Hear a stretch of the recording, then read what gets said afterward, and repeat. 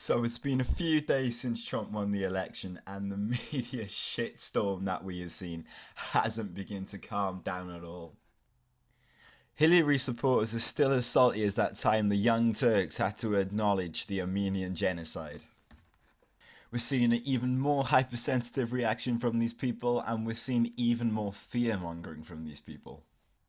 These people have completely lost all perspective, and that's sort of the point of today's video. Today's video is to just sort of show how stupid and ridiculous some of the reactions to Trump winning has been. So one of the things I've heard people saying quite a lot is, we're living in a fascist state. Like, bitch, fucking stop. I mean, like, do you think Germany was all sunshine and rainbows before Hitler took over as dictator?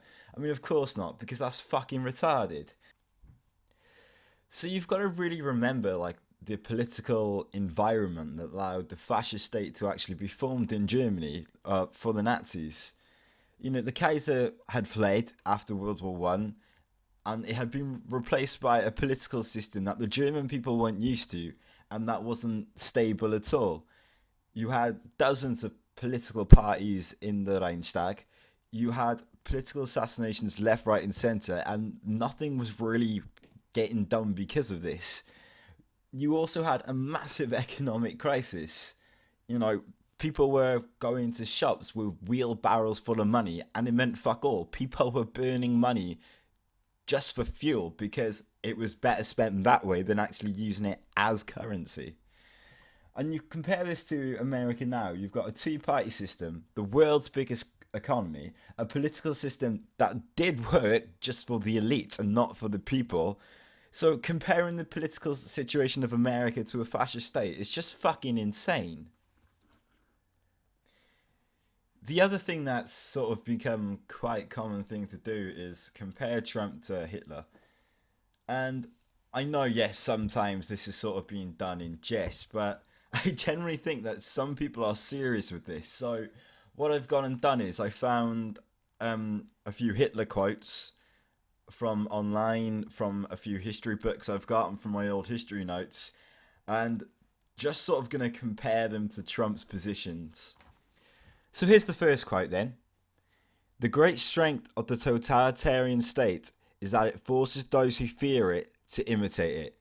So there's your first difference then. You don't live in a totalitarian state. You live in a democratic state. You live in a republic. I mean, Trump didn't get to win the presidential election by using military action like Hitler did. He didn't burn down the White House and then blame a scapegoat. He won because he got the most votes. And just look at the groups that have actually been using violence and intimidation in order to try and push their political agenda. You've got groups like Black Lives Matter. You've got campus feminism trying to shut down freedom of speech and any opposing views. You've even got Hillary sending her supporters over to Trump rallies to start fights. So who's used more force over recent years? The art of leadership consists in consolidating the attention of the people. Convert the German folk to socialism without simply killing off the old individualists. So this is quite an easy one. Trump's a capitalist, not a socialist. Job done.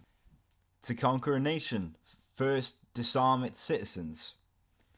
Well, whether you agree with the policy or not, Trump doesn't seem to want to introduce much gun control. So he's certainly not disarming his citizens. He alone who owns the youth gains the future. Now, which candidate was it that put a lot of focus on the youth and won the youth vote? I can't quite remember. I suggest you do war, but never love. Because in war, either you live or you die, but in love, neither you live nor you die. So I've actually got a clip of Trump's opinions on war, so let's have a look. Russia even hacked into the Democratic National Committee. We will be ready with serious political, economic, and military responses. Oh shit, that's the wrong clip. Here we go. This is the one. I hope that we get along great with Putin, because it would be great to have Russia with a good relationship. Right now, we don't have a good relationship. That warmongering bastard. Do you know what? I've completely changed my mind. Trump is exactly like Hitler. So, in Hitler's Germany, the use of media and propaganda was a very important tool in controlling the population. So I have two quotes here. If you tell a big enough lie and tell it frequently enough, it will be believed. Make the lie big, make it simple, keep saying it, and eventually they will believe it. So how's Trump meant to have done this? Because he didn't have the media on his side, Hillary did. And what we kept getting told was that Trump's sexist, Trump's racist, Trump's homophobic, Trump's xenophobic. And eventually then this narrative extended even further to his supporters are racist, sexist, homophobic. His supporters are evil people. So it can hardly be said then that Trump used the media to push his narrative, because the media was against him. And it wasn't his narrative that we kept on hearing over and over again. It was Clinton's. So for my final quote, I'm going to use this. Demoralise the enemy from within by surprise, terror, sabotage, assassination. This is the war of the future. So who's used terror more? Hillary or Trump? And it's Hillary. It's so painfully obvious that it's Hillary to anyone who looks beyond the mainstream media. I mean, even now we're getting more reports of Hillary supporters attacking Trump supporters than the other way round. Sabotage? Well, this massive smother campaign, people being sent to Trump rallies deliberately to start fights, these accusations that have miraculously disappeared now that Hillary's lost the race, and assassination. Well, who's the only person to have their life threatened, and who the group of supporters who have had their life threatened? It's Trump and his supporters. So, yet again, Trump is completely the opposite position to what Hitler was saying. So to summarise then, the American situation at the moment is nowhere near the political climate that would be needed for a republic state to all of a sudden turn into a fascist state. Out of Trump and Hillary, the person who's been using the media that would be required for a fascist state to support itself is closer to Hillary.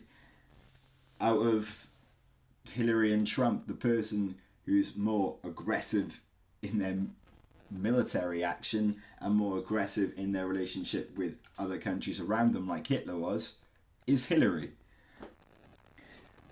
And out of the two candidates, the one that has focused so much on winning the hearts and minds of the youth, like Hitler did, was Hillary. So hopefully I've done a good job then of showing why these accusations that America has turned into a fascist state and how Trump is exactly like Hitler is absolutely ridiculous and just ludicrous. If you like this video, please like and subscribe, and I shall see you next time.